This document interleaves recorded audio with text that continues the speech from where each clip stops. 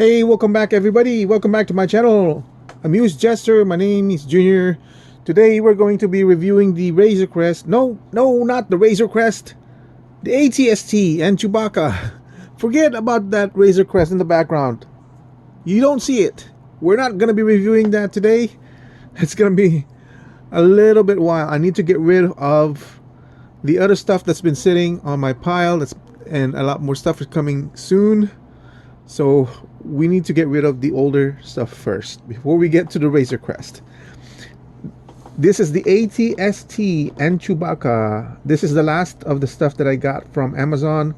Actually, I still have these, but I'll be returning those because I got a better deal. This was $90. This is actually one of the vehicles, aside from the N1 Starfighter, that basically avalanched my descent into buying Star Wars vehicles. It's $80. I was imagining it to be bigger. I'm afraid it's going to be smaller than I expected, but we'll see. Let's go ahead and unbox this thing.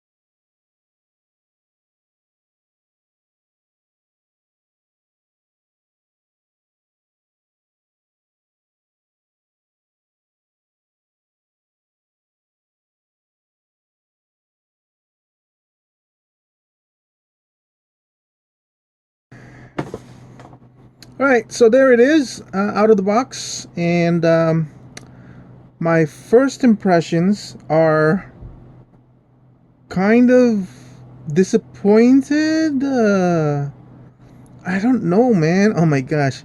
And this is really hard for me to swallow because I am now deep into this collection, having just spent close to $1,000 on these things. Because not only did I get a Razor Crest, I think I talked about I already got the Legacy Millennium Falcon, and I'm not sure yet until it arrives. I think I got an at Walker Legacy for a good price. But and this is the weirdest. I went in so fast into this line, um, that itch being so strong that this is only my third vehicle to have my hands on and to play with, and for some reason each and every one of them has so far have that tingling concern on the way it's produced. So let's look at the ATST first. As I was assembling it, I was like, oh my god, that is small. As I was thinking, it's a lot smaller than I expected. But as I built it up, I saw, okay, that looks pretty good actually. It just looks like, it does really look like a chicken because it's designed as a chicken, but it looks good. as far as I can see. And then I started handling it by, moving the legs because I needed to pose it and everything. And one of the thing is the ratchet system is so wide. This is I expected more. This is and because the plastic, see this one also wide ratchets. At least this one's a little bit better, stronger, a little bit more close between. And trying to see, it does have ratchets all the way down here too. The plastic is gummy, like really soft. This is almost the same kind of plastic they're using on their weapons, I think. Really gummy. And yeah, it doesn't feel good in your hands.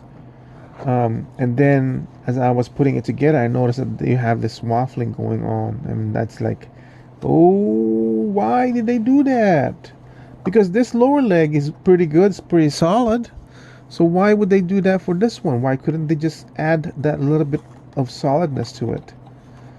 But on top, and then on top of that, here it's all solid. It's like, even though it's still the same kind of plastic, it's good. It's just this one. I think they should have invested more in the production of the legs because this whole thing is resting on the legs. But if you're just like posing it like that, it looks good. And then the paint application, these look good and everything. Again, needs a wash. Okay, it's a kid's toy. I understand. I can build off of that. $80. I can still kind of build off of that. It looks good. All the nice detail and everything, rivets and all these gizmos and gadgets that they have. Let me see. I should have shown this part off before I plugged it in, but we can look at here in the back. Again, I can kind of wash it, give it a little bit more of this to make it stand out a little bit more. You got a hatch over here. You got a bigger hatch so you can look inside. There's not much inside. There's no paint application. Oh, there's one here of looks like it's a sticker, but it's already pre-applied, so that's good. Including here on the side of the walls. But it's like I feel like if I could just paint this up, it'll be more interesting to look at inside. Yeah, so it's lacking on the paint department. I'm okay. I can live with that because I can fix it up a little bit. What I really don't like is the wobbliness of the legs. I guess it does add to the appearance of the thing. You know how it is when he was falling over the logs and he's like so I can kind of build that up. I wasn't expecting this articulation though. I didn't know that they can do that. And I am impressed at how tall it could be. Again, something I wasn't expecting, but bear in mind, the higher this thing goes, the more unstable it becomes. And I don't think we ever saw it to be this big at the show. I think it was mostly around this height. That's why I'm surprised. Oh, it's pretty big. And I don't think it's designed to be even this high. But as I said, the higher it goes, the more unstable it becomes. And again, the ratchets being too wide, just need to mess around with it a little bit. And then this, I'm not sure if I've plugged it in far enough or it's just really loose. Maybe I haven't plugged it in all the way through. Okay, there you go. And let's see, again, with the ratchets being wide, yeah, but it can definitely add to the stature of it. Look at how much more tall it's become. And so I'll have to look at the movies and see what the angles are for the feet and everything. So it does have stature all the way up. The reason why I'm kind of disappointed is I have something similar to this from the Halo series, and the plastic is the same kind of poor quality. Not it doesn't have the same gumminess to it, but it has the same thinness to it. And the ratcheting is almost the same, where it's kind of like it's that one's a more brittle plastic, but the ratcheting is wide. And guess what? I only paid like 12 bucks for those, or 20 bucks for those. Originally, it was also $80 on retail, but nobody was buying it, and it was on all the Rosses for like I think $15 and $20. So I have a lot of them. $15, I think, and it's basically the same stature as this one. This one has better paint application. Definitely has. I don't think that had figures, so this one had the figure as well. So that kind of helped. So let's talk about Chewie. We have Chewbacca over here. Again, I feel like with this line, the figures are basically shining so great. You know, obviously with Chewbacca, he doesn't have a whole lot of paint application because he's only wearing this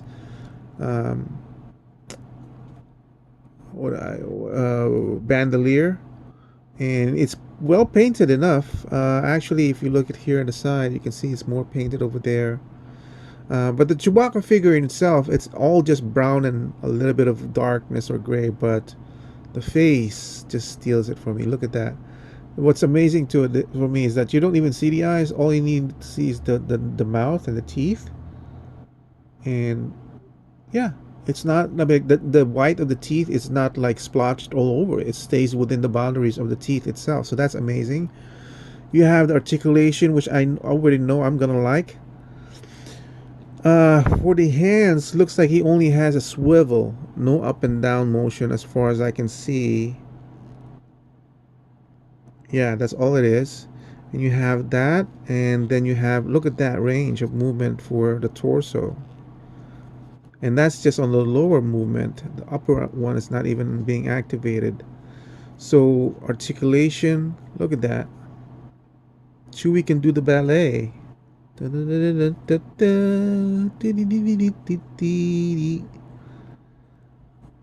you go for the knee articulation, up and down, the swivel on the ankle. Again, it's using this kind of a hip joint. That's very disappointing. So it's the same hip joint as the knee and nub, and I don't like that because I wanted the same articulation as the rest of the figures where you can do the side, because you can't do the sideways on that. So that's really disappointing.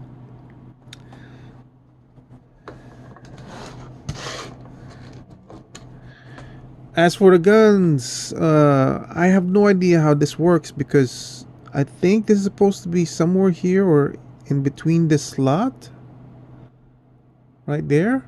But how do you put that in with that ball? I'm gonna have to Google that. I mean, like, really? I'm gonna have to Google the weapon, how to put it together. There's nothing on the instructions. I don't know how to put this. Don't tell me it goes like that. It's not gonna, there's no way this thing's gonna stay like this. Yeah, there's no clip or nothing. Anyway. $80. This was slightly discounted to, I think, $78. So I almost paid full price on this one. I'm gonna take out the price of Chewbacca for 15, so that's gonna be, leave it at 65. 65 for this one. That's not bad comparably to the Halo vehicle, which was, I'm pretty sure that was originally going for $80, maybe 60. I can't remember. But obviously this is Star Wars. There's a lot of detail that is in this toy that was not in the Halo mech. Like the detail in this one is where this thing shines. If you're just displaying it as a static figure, as a static toy, it's amazing. It really is. Does it have pegs? It doesn't technically have pegs. It has these big holes over here. So for stability, you can probably find some sort of pegs where you can peg it in. I think the main danger for this particular figure with the use of the more soft plastic is that as you're setting this up in a row or in a shelf, this wobbliness might cause it to fall down. And it might take more than just this on the shelf. It might take the whole lot of your vehicles and cause some breakage. So, and that's why I'm more leaning towards the older releases, because I don't think the older releases would have this type of plastic. I think their plastic would be more stiffer. It could be more brittle because it's stiffer, but I don't think they would wobble like this. The ratchet system might be the same way. It might be have the same lack of the ratcheting, so I don't mind that. But it's just this wobbliness is what I'm afraid of. But again, I suppose if I really want to, I can find pegs to attach to those uh, feet and make them stable on the ground. But I really do would like to know for other older collectors in the vintage line that's collected Star Wars vehicles in the past, is this the same kind of plastic that they were producing way back then, or is this new? Um, and just using the old molds. That's maybe I'll buy another one of these, like an older model, and so I can compare it just out of curiosity. Uh, Value at 80. Taking out the value or the price of the figure at 15. Obviously, it's I'm getting it the full price because I don't have Chewbacca, so that's good. That's one of the reasons why I got this. I don't have Chewbacca. I'm getting the figure in the same time. So 65 for this one. I suppose that's good enough. Um, I'm gonna say again, the value is 11. I'm getting maybe closer to 10. I'm getting exactly what I wanted. Um, I believe the price should have been lower for this, maybe 40. So for the whole set, it should have been maybe 55 instead of 75. Yeah, it's just, I mean, it's got the stature, it's got the look. It's just, um, I'm not sure, because I, well, like I said, I purchased the older Revenge of the Sith Jedi Starfighter for like 25, $30 is what I'm mostly going for. I did purchase a brand new in the box of the uh, what's his name? Uh,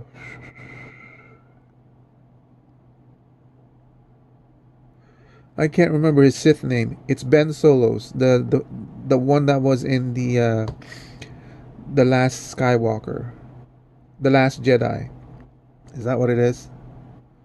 The ninth of the film of Star Wars, where he had that Tie fighter that was very long and Ray was able to crash. I did purchase that one brand new for $47, $45, and I'm assuming it's gonna be something similar of this stature, but a little bit bigger. It hasn't arrived yet. But if that's $45, then why is this valued at 65? Wait, that actually comes with a figure as well as an older release. So why is this 75 and this something like of this size is 45? That doesn't make sense to me. I'm sorry. I'm kind of like foggy in the brain right now. I've got allergies that I've been suffering on for the last 2 or 3 days, with making my eyes itchy and water and my nose stuffy. But it's not affecting my reviews. Okay, I. It's just, why is it that I'm so excited to get into this line, so much so that I've spent so much money in the span of 2 weeks, and yet when I hold it in my hand, I'm like, wait a minute, I'm disappointed, you know. But we'll see once we get into the more higher end pieces. I really, really hope I won't feel that same way when I open up the Razor Crest. I really hope not. Once I received the Millennium Falcon Legacy Collection, that one was released 2008 or 2000. Yeah, because the new one was released 2020, the Galaxy's Edge. So this was 2008. So that's an older produced vehicle. So I'm hoping I'm not gonna have the same issues with the plastic, and it's just gonna be a paint application. Because right now, I'm pretty much resigned to the idea that I'm gonna have to repaint all this just to bring things out. to bring it to that higher notch. I'm resigned to the fact that the paint quality is not going to be good enough for me, or good enough in terms of right. I don't usually do this in my reviews where I cross criticize products from different companies. But look at this guy. Look at the paint application on this guy. I just reviewed this, right? I think I did. Um, and this is, how much was this? $59. And he's, I'm not even gonna talk about the figure, okay? Because it's unfair. Look at the complexity of this guy. I'm not talking about the design of that. I'm just looking about the paint application. This is the kind of paint application I'm expecting from Hasbro, from Star Wars. Look, it's got bare plastic too. I don't mind that. It's also, it seems like it's also got bare plastic as, look, let's see in this one. See, this is the inside of it, but the way they washed it, making just the edges pop up more, making it a little bit more interesting, having these nice color pop up in certain sections. That's what I'm expecting. And yet here, it's a Disney produced item. It's Hasbro, American made, and this is 75 and this is 60. That seems not right, right? And then the quality of the plastic used on this one, and this one doesn't have any ratchets, so that's a plus for them. But still, though, you put these two side by side, and you tell me, which one do you think out of the two should have had a higher price bracket? I know it's unfair to ask. If you look at them, which one do you think would be more expensive? Right? I'm just saying. So, final thoughts. I'm still okay with my purchase. I'm still excited. And it's really kind of digging into my brain. I think I'm gonna try to look for an older version of this one, just to see what's going on with this line. Like, are they really sacrificing the quality because they already have the molds? Is it the same exact mold, really? And they're sacrificing the quality because of cost cutting? Is that what's going on in this line? Is that what's going on with the company trying to maintain that lower price bracket just so we can have these vehicles? And if it is, then I have to decide if I'm gonna be okay with that or not. But the thing is, at this point, honestly, it's too freaking late for me. What else do I need to buy? I already have the Millennium Falcon on the way. I have the Razor Crest, which I was not expecting. I have Boba Fett Slave 1. I'm looking at the X-Wing Red 5. I have the N1 Starfighter. I have some kind of a TIE Fighter. I have a bunch of Jedi Starfighters coming in along the way. I have the AT-AT Walker, full-sized.